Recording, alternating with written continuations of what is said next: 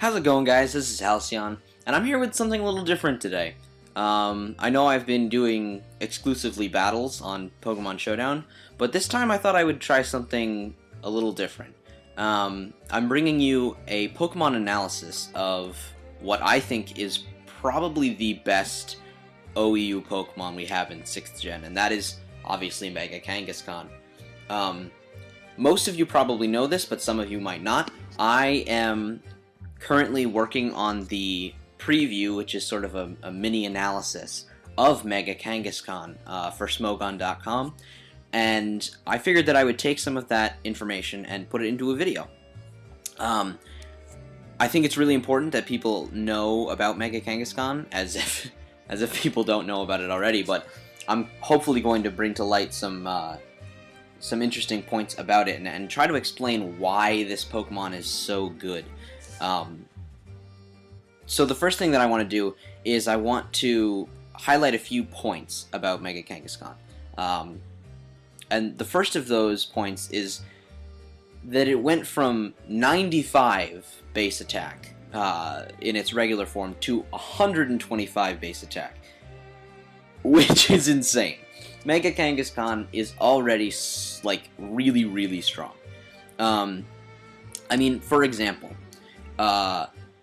Salamence is commonly referred, or was commonly referred to in 5th Gen as being one of the most powerful dragon types, excluding like Kyurem and Haxorus. It was known as like one of the most powerful dragons, and that had a base 135 attack.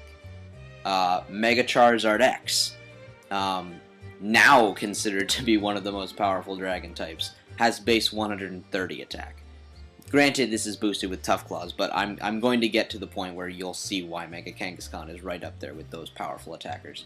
But the point I'm making is that already, ignoring any move pool additions, ability changes, whatever, Mega Kangaskhan has base 125 attack. That's ridiculous. That's a really good attack for a really good Pokemon.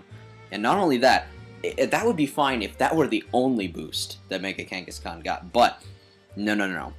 It also got an increase in its speed, and this is very crucial. I've noticed, or maybe you've noticed this too, but last gen, the base 90 speeds would often run neutral natures because there was nothing really important that they needed to outspeed with a positive nature. So a lot of them, like Lucario, Hydreigon, Kyurem, would run neutral natures, and this gen, I've sort of noticed that because of the speed creep, has moved forward to the base 100 speed tier. You find that Pokemon like Volcarona, for example, don't ever run positive natures anymore. Every Volcarona I've seen or used has always been modest, even if it's running max speed, because there's not as many things that you need to outspeed in that speed tier anymore. The Charizard forms are both usually running positive natures. The only Pokemon I can think of that often runs positive nature would be Salamence, but it's very uncommon, and the only set that I would really use is probably the Choice Scarf set. The Dragon Dance set is, I think, completely outclassed by Mega Charizard X, and the Mix set is also outclassed by Mega Charizard X, but also isn't nearly as viable anymore. But anyway, the point is, the base 100 speed is cool, though, because Mega Kangaskhan actually can run a positive nature if it wants to, and outspeed some pretty important things. I'll get to that more specifically later, but just know that the base 100 speed is huge for Mega Kangaskhan. It's put it in a very nice spot in terms of speed. But as if that weren't enough, it also got a buff to its defenses. Kangaskhan already has base 105 HP, but Mega Kangaskhan has base 100 defenses. That's defense and special defense, and base 105 HP. that actually makes it bulkier than Jirachi and Celebi, which were considered to be two of the most useful special walls of last gen. So, this Pokemon is actually very bulky, and it should not be taken lightly. Obviously, Normal isn't the best defensive typing, but it also only has one weakness. So that's, nothing to scoff at. And it certainly helps it fulfill its roles more easily. Obviously, this does... its lack of leftovers does hinder its defense a little bit, simply because it has to rely on either its own recovery, which isn't the most reliable, but we'll get to that later, or teammates that are wish passing to it. But regardless, the defenses definitely do help it out a lot. But, of course, if you're talking about Mega Kangaskhan, you can't ignore the biggest point, and that is definitely Parental Bond. Parental Bond is a ridiculous ability. It's insane! As I said before, this Pokemon has base 125 attack. That's great already. But what Parental Bond is it's essentially a choice band for free.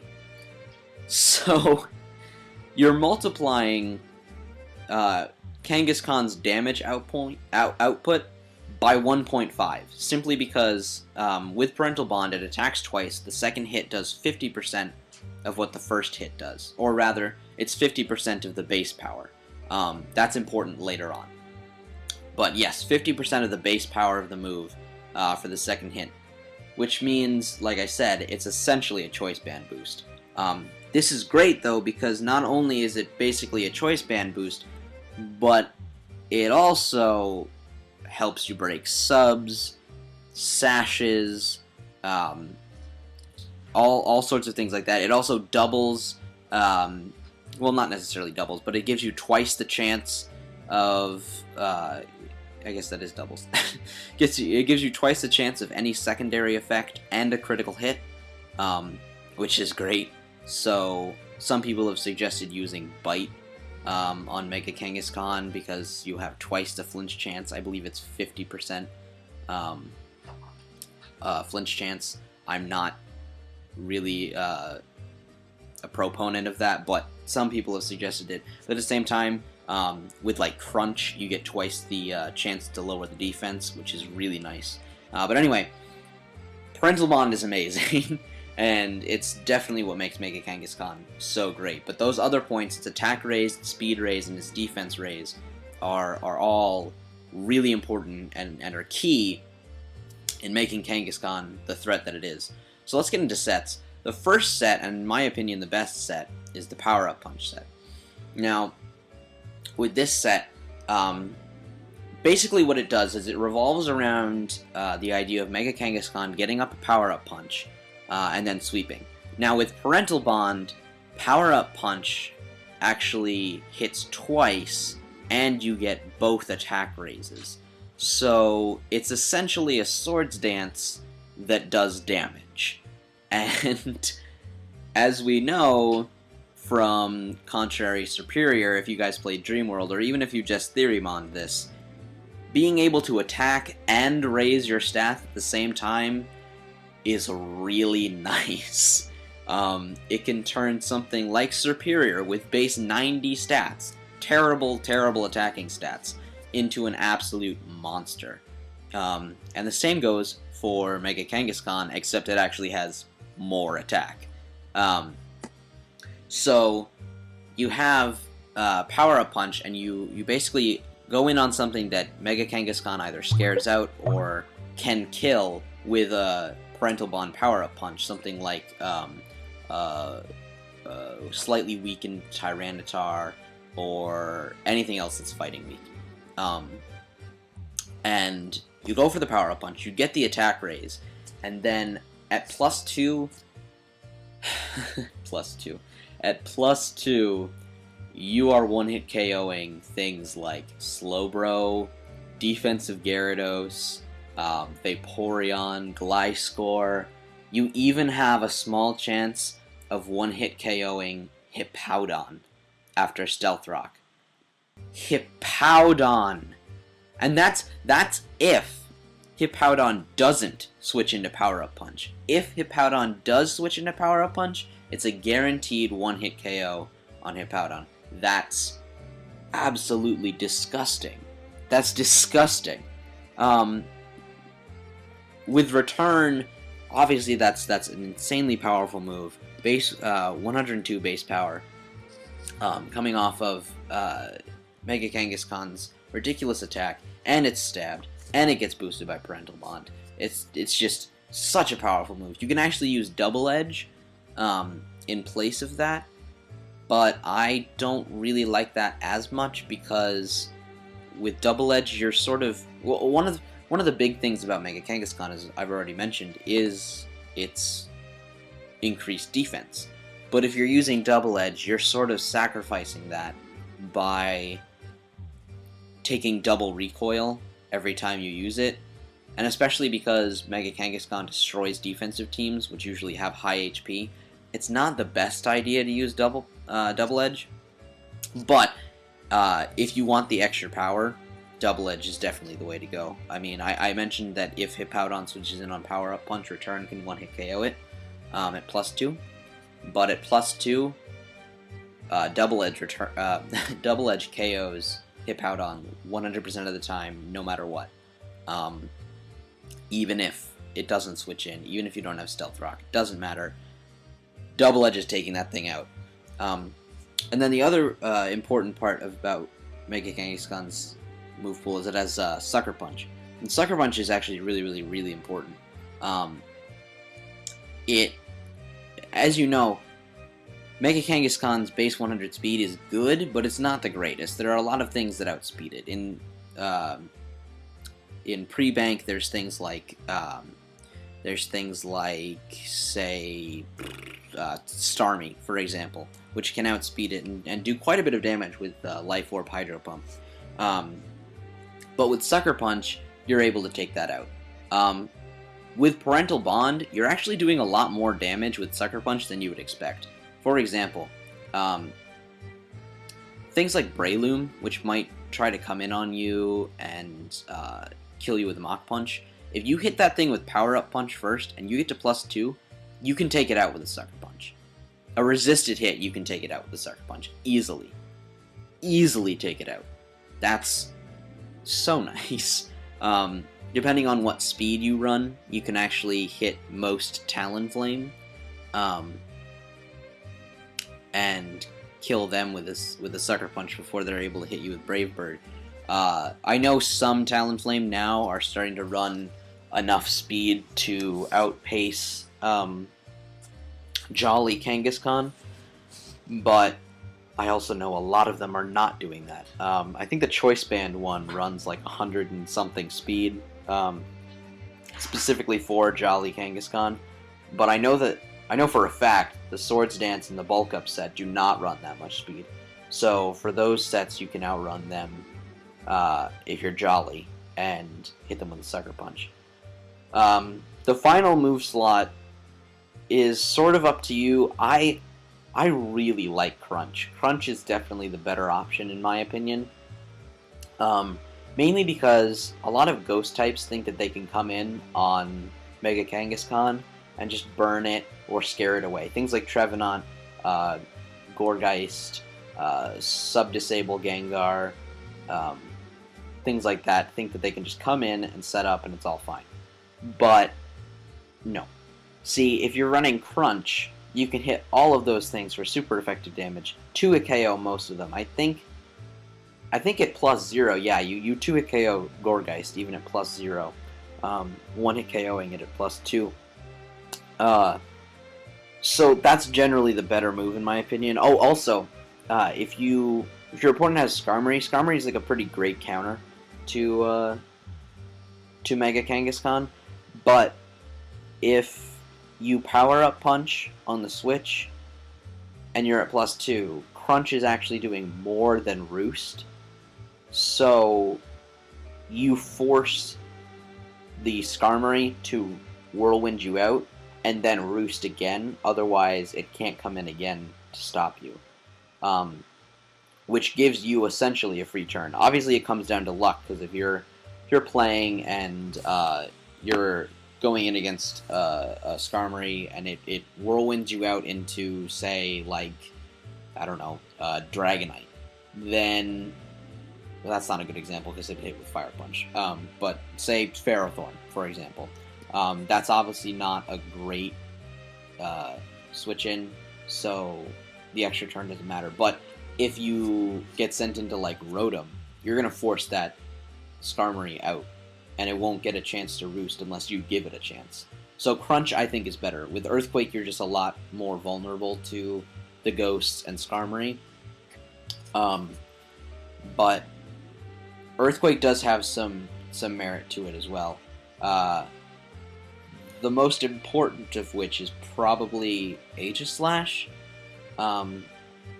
At +1, so if you stay in normal form with Scrappy ability and Power-Up Punch them as they switch into Aegislash, you can one-hit KO with Earthquake.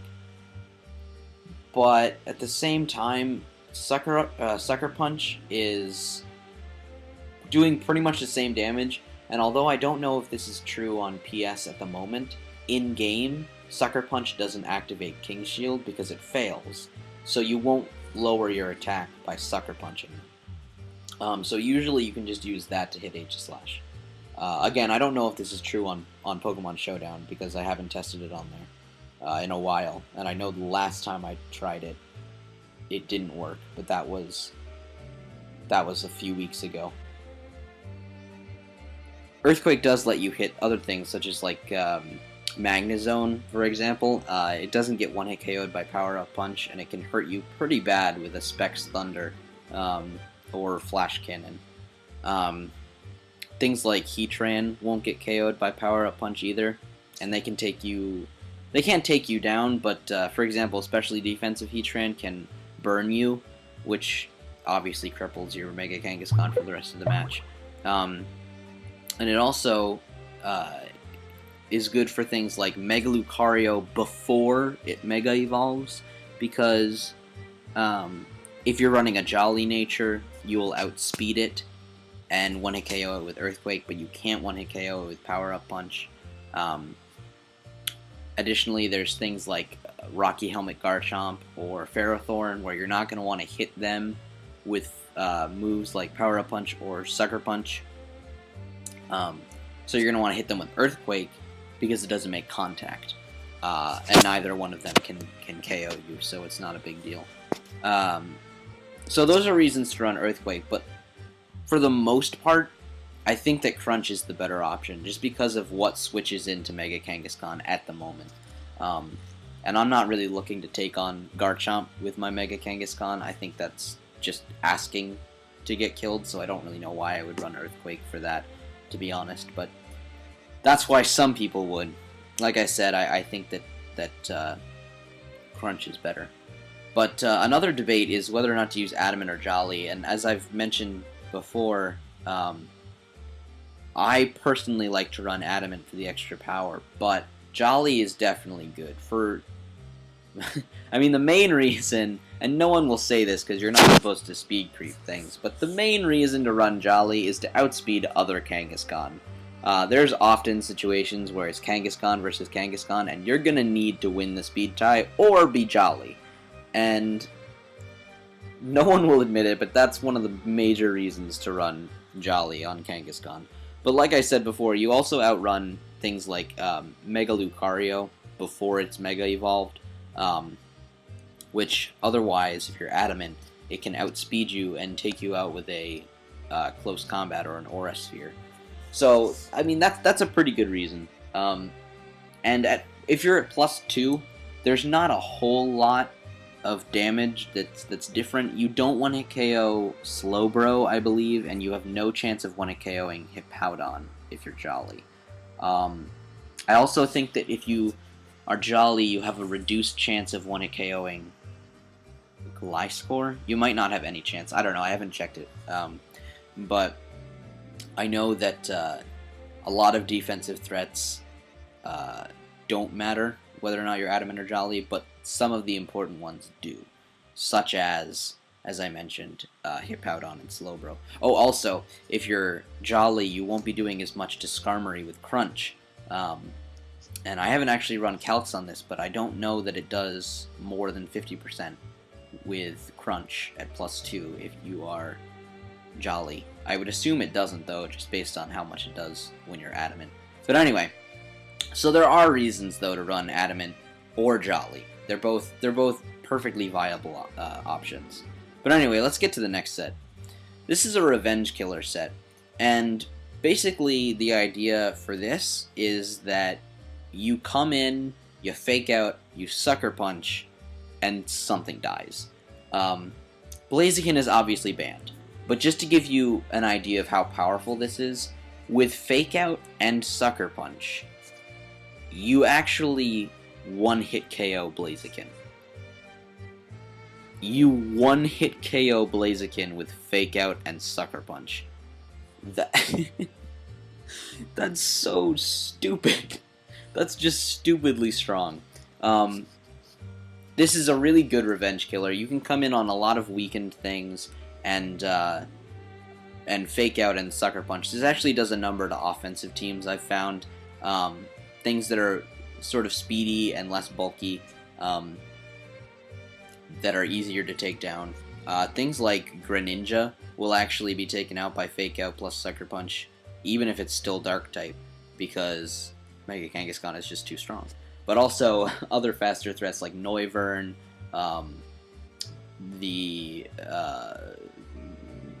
things like Choice Scarf Salamence, other things like I think Garchomp has a chance to be taken out by those two. Things like that.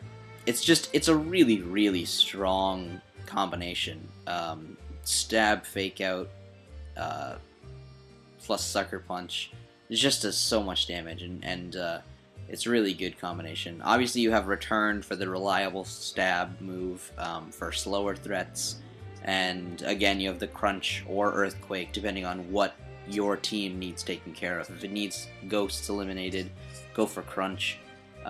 Again, I think it's the more reliable move, but if you need other things taken out, go for Earthquake. I think Earthquake has a little bit more viability on this set, simply because you're not boosting, which means that Crunch doesn't help you against things like Skarmory, but Earthquake still does a number to things like Heatran or whatever. But without Earthquake, you don't really have anything to hit Heatran, which kind of sucks. But anyway, as for the nature of this set, I think that Adamant is a must on this one, simply because you need to deal out as much damage as possible. There's no room for being faster if it means that you're not taking out the thing that you need to revenge kill. So I think that Adamant is absolutely 100% necessary on this set. Some people might disagree with me, but honestly, I can't see a reason to run Jolly on a set that mainly focuses on priority anyway. You need to be taking out those faster threats. If that means not outrunning other Mega Kangaskhan, then so be it. That's what I say. But anyway, so I think that Adamant is definitely the better nature to run in this case. But this set is actually really, really, really cool. Like I said, it does a number to offensive teams. Just the combination of Fake Out plus Sucker Punch takes out a lot of the weaker Pokemon. I've had a lot of success with this, especially in Pokebank, where things like Latios and Latias are a lot more common. And obviously those are weak to Sucker Punch, so I think that this set is definitely really, really cool. Finally, I have another set that not a lot of people have been looking into, and this is one that's centered around Seismic Toss. I don't know if you guys know this, but when Kangaskhan uses Sucker Punch, or not Sucker Punch, Seismic Toss, it does 200 damage. Not 150, which I actually thought it would be 150. No. it does 200 damage. This is why when I mentioned Parental Bond before, I said that it doubles the base power of moves. Since Seismic Toss doesn't have a base power, it just doubles it. You just hit twice. You do 200 damage. It's dumb. It's so stupid how powerful Seismic Toss becomes. Off the top of my head, there's not a whole lot that avoids the 2-hit KO from this. Pokemon that have base 100 HP and are fully invested, they will avoid the 2-hit KO. But outside of that, there's nothing. Nothing can avoid a 2-hit KO from this. Oh, ghosts. Certain bulky ghosts can avoid a 2-hit KO. But that's why you run a dark coverage move. I personally love Knockoff. Knockoff is such a good move this generation, and it works perfectly with this set. Because I like to use this set to sort of dismantle defensive cores, because I'm going to be doing a set amount of damage no matter what your typing is. Things like Amoonguss and Slowbro, which usually switch in between each other to try and cover their weaknesses and restore health with the Regenerator. They just get shit on by Seismic Toss. It does so much damage. But also, you can use Knockoff to further cripple them by removing their leftovers or their Black Sludge or their Rocky Helmet, which is super important on things like Ferrothorn. And also there's the power-up. The boost that Knockoff gets when the opponent is holding an item, which actually makes it stronger than Crunch by like 17.5, I think, base power. But at the same time, Crunch is definitely a viable option just because it's more reliable in that if your opponent doesn't have an item anymore, you're going to be doing more damage with Crunch than you would with Knockoff, because I mean it's the difference between base 65 and base 80. So you're definitely going to be doing more consistent damage with Crunch than with Knockoff, but I think that the utility of removing the opponent's item is more useful than just the consistent damage. Finally, you have Rest and Sleep Talk. This is a great combination on a Pokemon like Mega Kangaskhan, which just seems to attract a lot of status moves. I have been burned with Mega Kangaskhan so many times, and when I'm using this set, I have to laugh, because you just rest off when you're at like low health, and your opponent thinks, yes, Mega Kangaskhan's dead, and then you rest, and you go all the way back up to full health, and they kill themselves, and it's kind of sad, but at the same time, you have to laugh inside, because you just pulled off what this set is supposed to do, and that is to cause people to commit suicide, I guess. Seriously, this set is it's so good. I guess I should explain the EV spread. Basically, you're running max HP, and then the attack is in order to ensure that you have, I think it's a 95% chance of one-hit KOing Deoxys Speed with Crunch. I actually didn't come up with this EV spread, so no credit can go to me. It goes to McGurr on Smogon. I did not make this set. I was using a terrible set before this, but this one is so much better. So the 60 attack is for KOing Deoxys Speed, and then the 192 speed lets you outrun, I think it's like Mega Pinsir, Adamant Mega Pinsir, Adamant Kangaskhan. I think things like Mega Garchomp that are Jolly, and a few other things that I can't remember off the top of my head, but that's basically the speed that you're running, which is really good because it lets you get off a Seismic Toss before, or a Knockoff, before they're able to do anything back to you. But anyway, something else I should explain. You have to run Early Bird on this set, simply because Seismic Toss is, I believe, a Gen 3 tutor move, so you can't run Scrappy, which is a Gen 4 ability, because you couldn't have Seismic Toss from Gen 3 if it was a Gen 4 Kangaskhan. So, like I said, you have to run Early Bird. That's not a horrible ability. Rarely are you ever going to use it, but if you are in regular form and you rest, Early Bird will cut the number of turns in half to, I think, one turn of sleep. Not that you should ever not be in Mega form, but I guess there is some utility to that. So, I guess we should talk about some teammates. Not that Mega Kangaskhan really needs many teammates. It's sort of a one-man army or a one-woman army, I guess. But obviously, every Pokemon can use some support.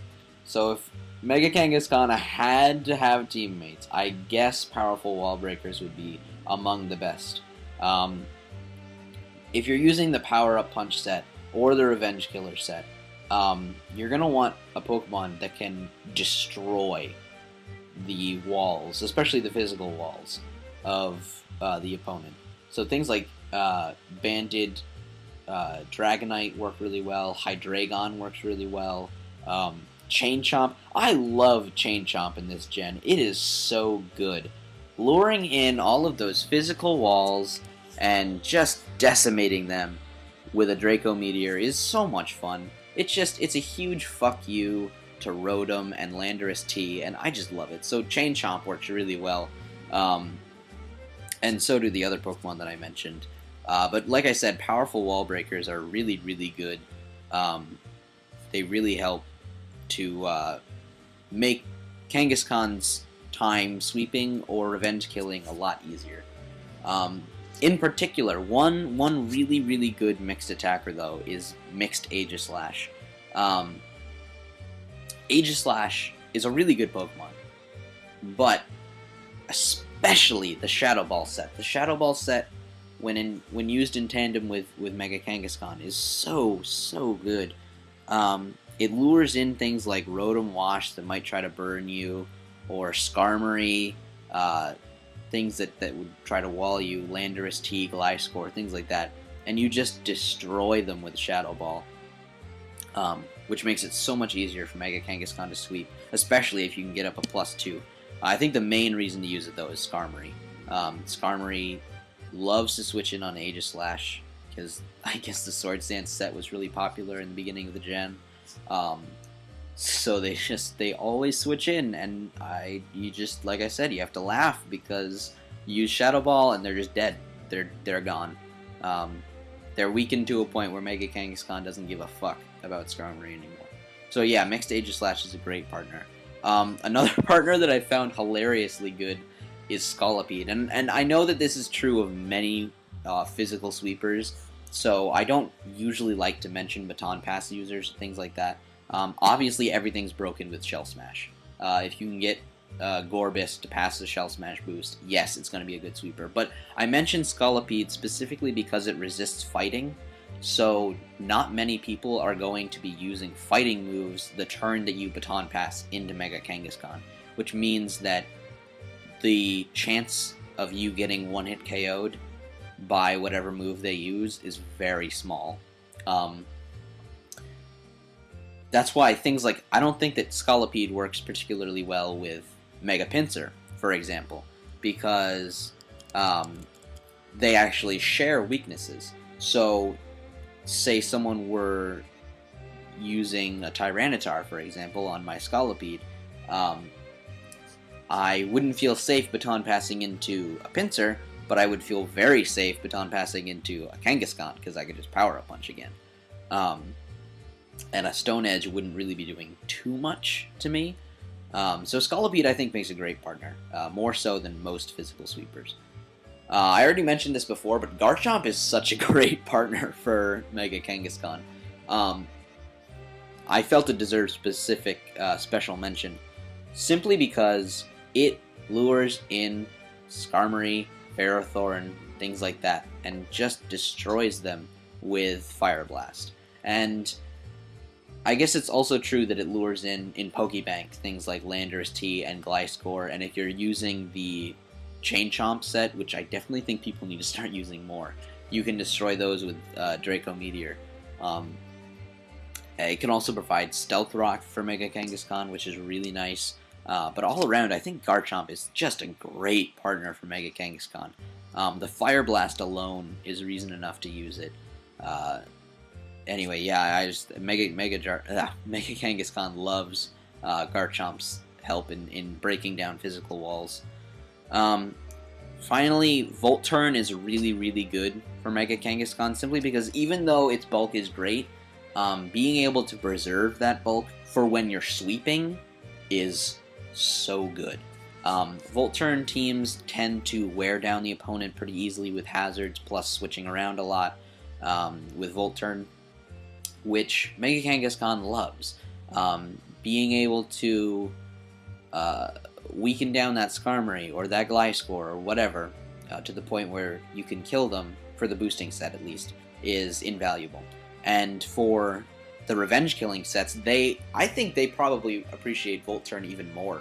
Simply because, like I said, you're wearing down the opponent's team so much that if it's like an offensive team against your Volt Turn team, after only a little while, you should be in a place where Mega Kangaskhan can just come in and kill something every time it comes in with Fake Out plus Sucker Punch. So Volt Turn is excellent. Things like Scizor and Rotom Wash especially work really, really well with Mega Kangaskhan. They're both naturally bulky Pokemon, so they can take hits if Mega Kangaskhan needs it, and they can ensure that Mega Kangaskhan switches in safely, and they can wear down all of the opponent's Pokemon. So, you might be thinking now, this Pokemon sounds way, way too good. How in the hell am I going to counter this thing? Well, you're not going to. There's no counters to Mega Kangaskhan. The closest thing is probably Skarmory, but as we've talked about before, running Crunch kind of makes Skarmory a check at best. But additionally, and this is not something that I really advise running, but it definitely has its merits, you can run Fire Blast instead of Crunch or Earthquake in the last slot for Mega Kangaskhan. Fire Blast 2-hit KOs Skarmory. So, yikes, Skarmory, the supposed best counter to Mega Kangaskhan, can't actually counter it at all. But there's also things like Ghosts, if Mega Kangaskhan is running Earthquake, which most of them do. Gourgeist, Trevenant, Ghosts with Will-O-Wisp like Sableye,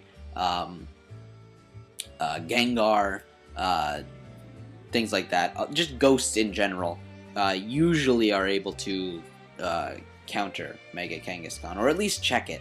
Like I said, it really depends on whether or not Kangaskhan is running Earthquake or Crunch. Sableye is pretty reliable no matter what, because it's taking neutral damage from Crunch. It actually gets hit harder by Earthquake, but it can still priority burn Mega Kangaskhan, so that's good.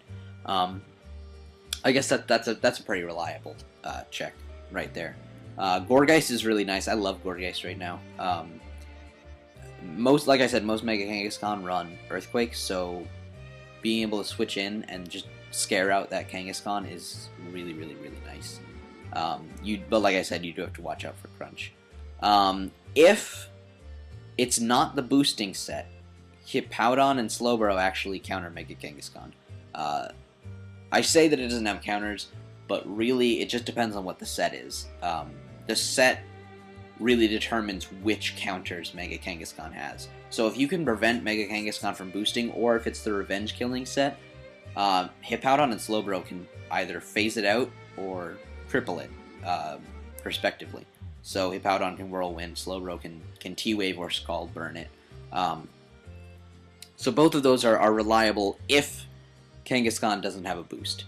Probably the most common way of beating it is just using a faster Pokemon. Like Mega Lucario, that has already Mega Evolved, is able to outspeed and kill it with Aura Sphere or Close Combat. So that's a semi-reliable way of dealing with it. Basically, just use any faster Pokemon that resists Sucker Punch. That's really the only thing you have to worry about. So like I said, yeah, things like Mega Lucario work really well.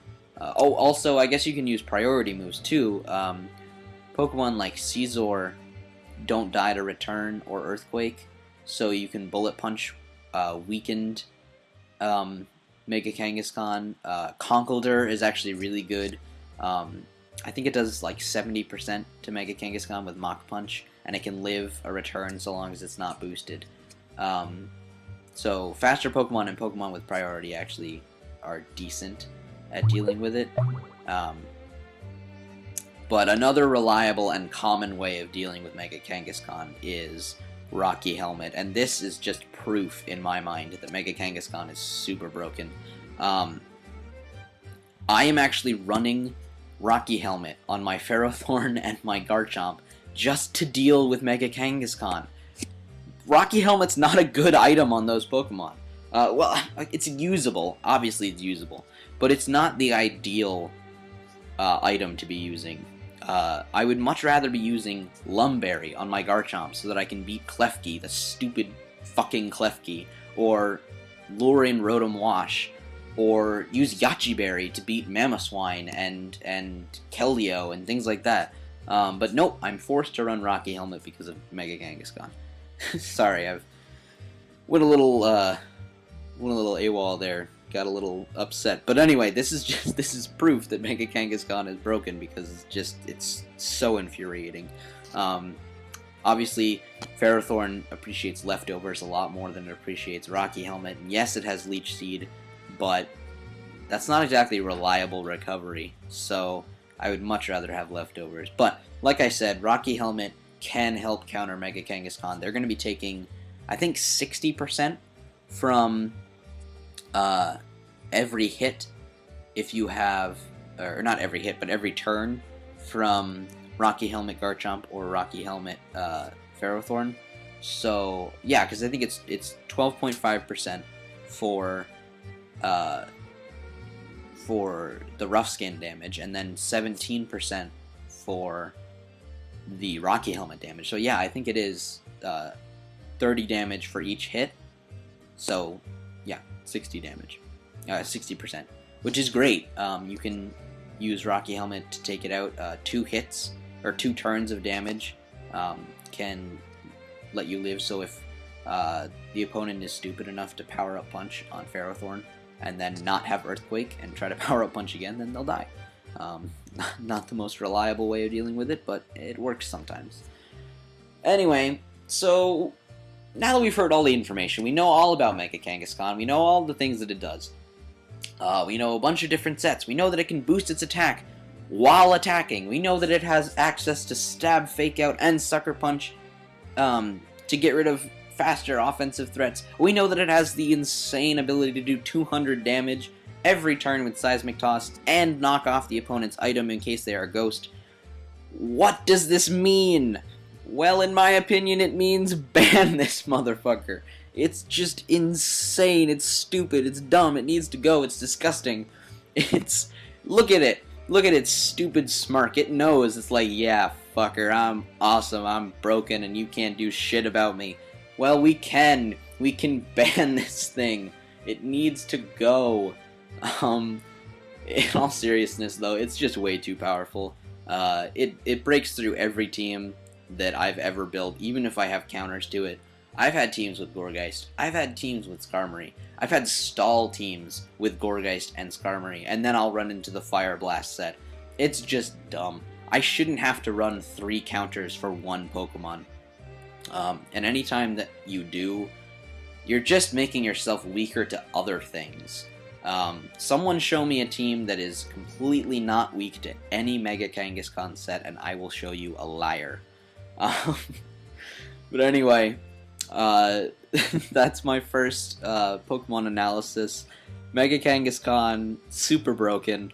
Hope it goes. Thank you guys for listening, though. I know this was a really long one, but hopefully you enjoyed yourself. I know I did. Not really, because talking about Mega Kangaskhan makes me sick to my stomach. But anyway, make sure to hit that subscribe button, like this if you enjoyed, and I will see you guys later.